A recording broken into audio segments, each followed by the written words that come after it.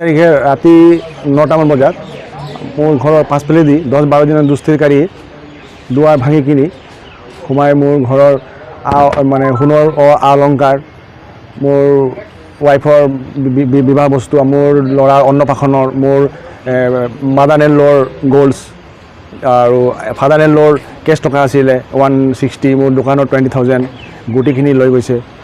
আৰু ঘৰৰ মানে বয় বস্তু আৰু চব লকাৰ চকাৰ ভাঙি সিহঁতি লৈ গৈছে। আৰু যোৱাৰ সময়ত এই কি নাম আছিলে এইটো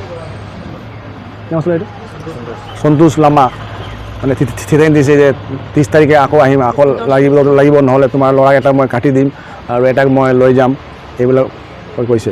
কিমান বিচাৰিলে? মানে 10 লাখ কৈছে, আকৌ আহিম 10 লাখ টকা লাগিব, নহ'লে তোমাৰ ল'ৰা এটাক মই কাটি দিম, এটাক লৈ যাম।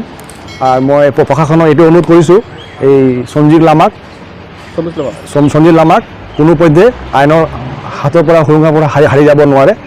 তেখেতে যদি আকৌ আইনৰ সুৰক্ষা দি আহি যায়, তেতিয়া আমাৰ দুৱাৰমাৰা বেবিজা গাঁও, বালিজান গাঁও বা ওচৰ পাজৰ চিলিমাটি আছে, গোটেই আমাৰ মানে সমাজখন বেয়া কৰি দিব। সেইকাৰণে মই প্ৰশাসনক অনুৰোধ কৰিছোঁ, তেখেতক কোনোপধ্যে আইনৰ পৰা হাৰি যাব নোৱাৰে। ইয়াত কাবাৰ ক'ৰবাত আছিল নেকি? সন্তোষ লামা ইয়াত কাবাৰ কিবা ঘটনা আছিল নেকি?